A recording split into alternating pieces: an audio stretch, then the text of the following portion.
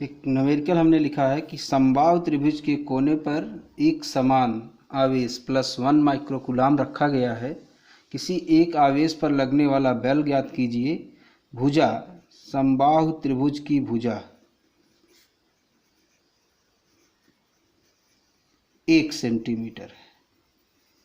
यानी एक त्रिभुज बना लिया जाए, समबाहु त्रिभुज जिसके तीनों भुजाएं बराबर होती हैं और प्रत्येक कोण 60 डिग्री होता है। ये आपको पता होना चाहिए, नहीं पता होगा तो नहीं निकाल पाएंगे। ए बी सी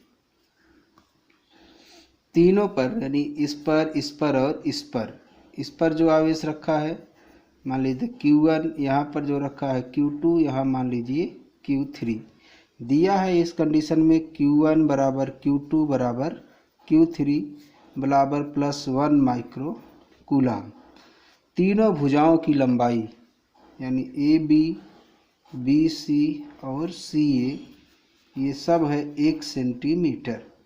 हम सारा कैलकुलेशन MKS में करेंगे।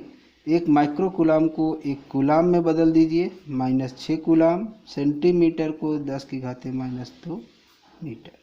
इसको स्मॉल q लिख लेते हैं, इसको स्मॉल a या r। क्योंकि सारी दूरियां बराबर है, सब पर आवेश बराबर है, तो बार बार मान रखेंगे तो कैलकुलेशन करना पड़ेगा, एक ही बार मान रखेंगे। किसी एक आवेश पर बल निकालना है, चाहे इस पर निकाल दीजिए, चाहे इस पर निकाल दीजिए, चाहे इस पर निकाल दीजिए। किसी एक को पकड़िए, जैसे मान लीजिए हम B को पकड़ते हैं, हम Q2 पर बल निकालना चाहते हैं, यानी Q2 आवेश पर बल, विद्युत बल। चूँकि सारे चार्जेस पॉजिटिव हैं तो प्रतिकर्षण बल लगेगा।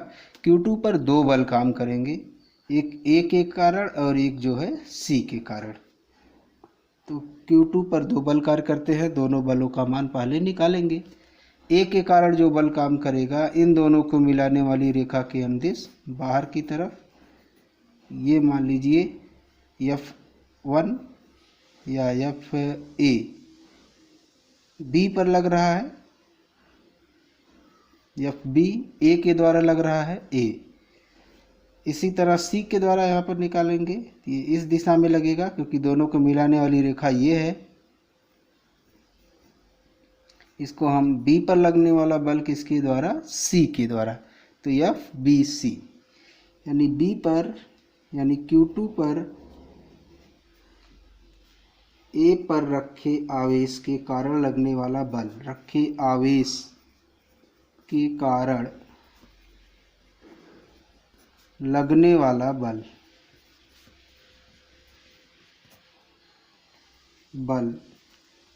A पर रखने वाला आवेश Q1 है, सबका मान बराबर है।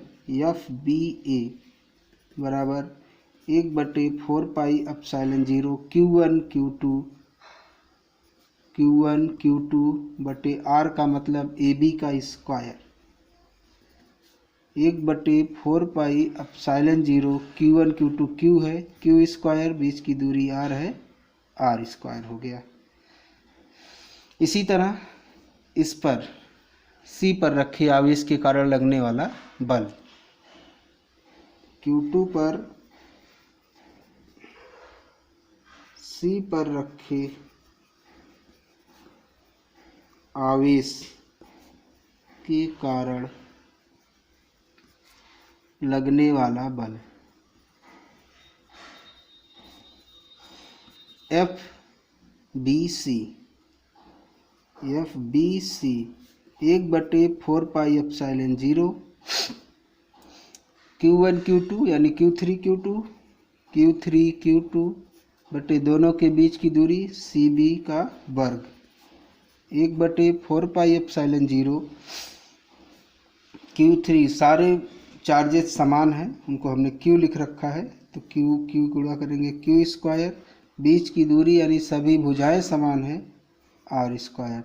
देखेंगे ये बल दोनों क्या आ रहे हैं, बराबर आ रहे हैं, पर एक इस दिशा में है, दूसरा इस दिशा में है। बल सदिश राशि होती है, परिमाण बराबर है, तो जो परिणामी बल होगा एकदम बीच से जाएगा।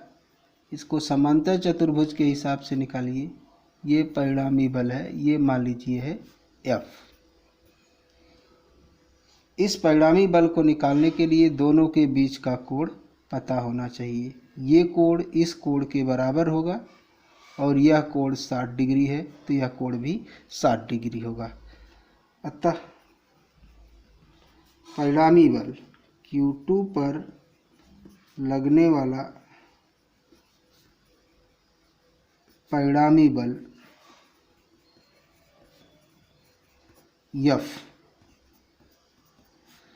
जिससे फार्मूला पढ़े होंगे, R बराबर under root p square plus q square या a plus 2pq cos theta. तो F बराबर under root F B A का square plus F B C का square plus 2f B A into F B C. देखेंगे दोनों बराबर हैं, यानी एफ बी ए और एफ बी सी नहीं बराबर होंगे तो मान रखिएगा, मान लीजिए क्या है एफ एक बार लिया जा चुका है। चूँकि एफ एक बार लिया जा चुका है इसलिए एफ ना लीजिए, हर जगह एफ बी ए लिख दीजिए अथवा एफ बी सी लिख दीजिए।